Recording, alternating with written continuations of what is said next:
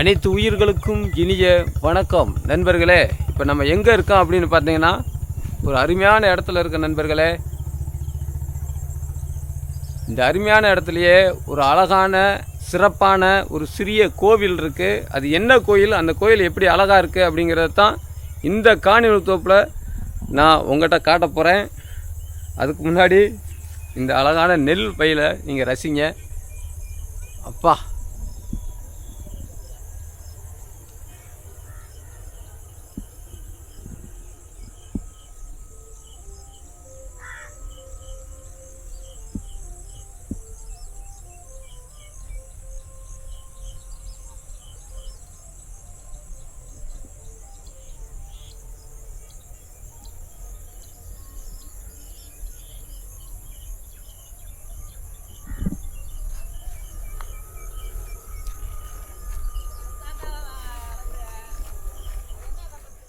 ஒரு கிராமத்தில் இருக்கேன். ஒரு வீடியோ தொகுப்பு எடுக்கிறதுக்காக போனேன். ஆனால் அதுக்கு இடையிலே பார்த்திங்கன்னா ஒரு சின்ன கோயில், அழகான ஒரு கோயில், பார்க்குறதுக்கு ரொம்ப அழகாக இருக்குது. அந்த கோயிலை இப்போ நான் உங்கள்கிட்ட காட்டுறேன். நான் ஒரு வேறு ஒரு காணொளி தொகுப்பு எடுக்கிறதுக்காக போய்கிட்டு இருந்தேன். ஆனால் போகிற வழியில் ஒரு கோயில் இருக்குது. நான் நிறையா நாள் இந்த பக்கம் வந்திருக்கேன், ஆனால் அந்த கோயிலை நான் பார்த்ததில்லை. தூரத்துலேருந்தே பார்த்துட்டு போயிருப்பேன். ஆனால் இப்போ அந்த அழகான கோயிலை தான் இப்போ இதில் நீங்கள் பார்க்க போகிறீங்க. பார்க்குறதுக்கு ரொம்ப சிறப்பாக இருக்கும் நண்பர்களே, பாருங்கள். ஏன்னா இந்த இடமே கூட அந்தளவுக்கு சிறப்பாக இருக்கும். தூரத்தில் பார்த்திங்கன்னா நிறையா நெல் வயல் இருக்குது. பார்த்திங்கன்னா பசுமையாக இருக்கும்.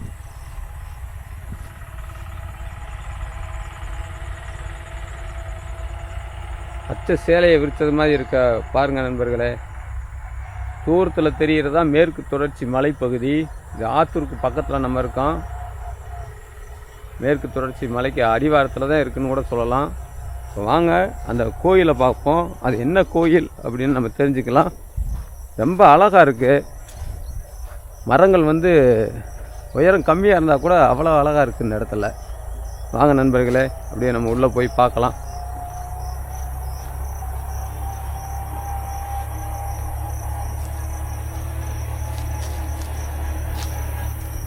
மஞ்சள் நித்தி மரம்னு சொல்லுவோம். இந்த மரம் தான் இது.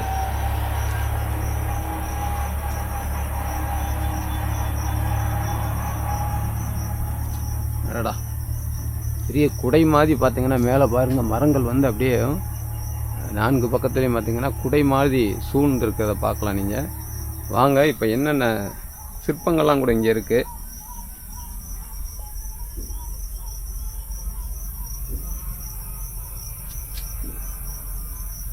பார்த்திங்கன்னா ஒரு சிற்பம். இது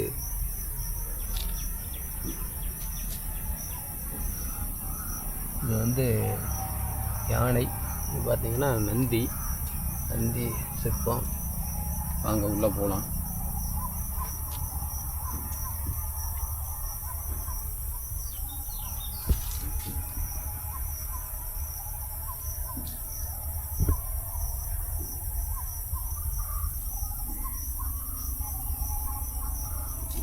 பாருங்கள் நண்பர்களே, இது 7 கன்னிகளோட சிலை இருக்குது. 7 கன்னிகள் நீங்கள் கேள்விப்பட்டிருப்பீங்க. 7 கன்னிமார். இதுலேயும் ஒரு சிலை இருக்குது, சிற்பம். ஆனால் சரியாக எனக்கு கண்டுபிடிக்க தெரியலை. அது 7 கன்னிமார்கள் மட்டும் எனக்கு நல்லா தெரியுது.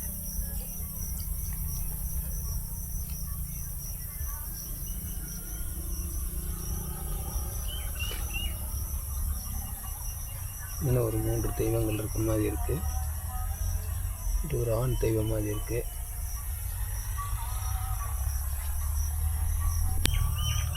ஆனால் பாருங்கள் நண்பர்களே, இந்த கோயிலுக்கு பின்பகுதி பார்த்திங்கன்னா மேற்கு தொடர்ச்சி மலை வரைக்கும் பார்த்திங்கன்னா வயல்வெளி அவ்வளவு சிறப்பாக இருக்குது. நீங்கள் பாருங்கள், பார்க்குறதுக்கே கண்ணுக்கு குளிர்ச்சியாக பசுமையாக இருக்கக்கூடியதை நீங்கள் பார்க்கலாம். அந்த பசுமையான இடத்துக்கு மத்தியில், ஒரு வயல்வெளிக்கு மத்தியில் தான் இந்த கோயில் அமைஞ்சிருக்கு. இது கன்னிமார் கோயில் அப்படின்னு நினைக்கிறேன். நான் யாரும் இல்லை, இருந்தால் அதை பற்றி கேட்கலாம். ஆனால் நமக்கு அறிவிக்கு எட்டியபடி இது கன்னிமார். 7 கன்னிமார்கள். மரங்கள் இருக்கிறதுனால இந்த இடம் ரொம்ப சிறப்பாகவே இருக்குது. அதுவும் இல்லாமல் பின்பகுதியில் பார்த்திங்கன்னா கண்ணுக்கு எட்டுற தூரத்தில் வரைக்கும் பார்த்திங்கன்னா நெல் வயல்கள். திண்டுக்கல் மாவட்டத்தில் இந்த ஆத்தூர் கிராமத்தை வந்து பார்த்திங்கன்னா திண்டுக்கல் மாவட்டத்தின் நெற்களஞ்சியம் அப்படின்னு கூட சொல்லலாம். அந்த அளவுக்கு இதோட பின்பகுதியில் பார்த்திங்கன்னா மேற்கு தொடர்ச்சி மலை வரைக்கும் பார்த்திங்கன்னா நெல் வயல்கள் நிறையா இருக்குது. இந்த பக்கம் வந்தவங்களுக்கு தெரியும், ஆத்தூர் பகுதிக்கும் சித்தியாங்கோட்டைக்கும் போகிற வழி தான் இந்த இடம். ஒரு சிறிய கோயில், ரொம்ப சிறப்பாகவே இருந்துச்சு அப்படின்னு சொல்லலாம். நம்ம என்ன பண்ணுறோம், வாங்க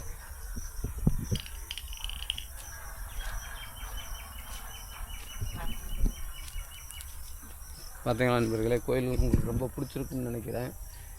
என்ன ஒரு விஷயம்னா, இதுக்கு நம்ம முன்னாடியே நம்ம வந்தோம், ஆனால் கூட இதை கவனிக்கலை. தொட்டிச்சி அம்மன் அப்படின்னு மேலே எழுதியிருக்கு. அங்கே இருக்கிற தெய்வங்கள் பார்த்திங்கன்னா தொட்டிச்சி அம்மனாக கூட இருக்க வாய்ப்பு இருக்குது. ஆனால் 7 கன்னிமார்கள் உட்காந்துருக்கிறது மாதிரியும் கூட நீங்கள் பார்த்தீங்க, சிலைகள் பார்த்தீங்க. ஆனால் இதில் மேலே ஒரு ஆங்கில கம்பியில் அடித்து பேர் வச்சுருக்காங்க. இது என்ன பேர், இந்த கோயிலோட பேராக கூட இருக்கலாம். வாங்க பார்க்கலாம். பாருங்கள், தொட்டிச்சி அம்மன் திருக்கோவில் அப்படின்னு போட்டிருக்கு. அதுக்கு கீழே பெரிய ஐயன் திருக்கோவில் அப்படின்னு போட்டிருக்கு. நம்ம அந்த கோயிலில் தான் இருக்கோம். ஆனால் உள்ள சிலைகள் வந்து ரொம்ப சிறப்பாக இருக்குது. வாங்க அதை பார்க்கலாம். நண்பர்களே, இந்த சிறிய கோவில் உங்களுக்கு மனசுக்கு பிடிச்சதாக இருக்கும்னு நான் நினைக்கிறேன். ரொம்ப அழகாக இருந்தது, எனக்கு ரொம்ப பிடிச்சிருந்தது. என்னென்னா, உலக நாடுகளில் இன்றைக்கி நிறையா நாடுகளில் வந்து போர் நடந்துக்கிட்டு இருக்குது. நிறையா மக்கள், அப்பாவி மக்கள், அது எந்த நாட்டு மக்களாக இருந்தாலும் பாதிக்கப்பட்டுக்கிட்டு இருக்காங்க. ரொம்ப கஷ்டமாக இருக்குது ஒவ்வொரு நாளும் செய்திகளை பார்க்கும்போது.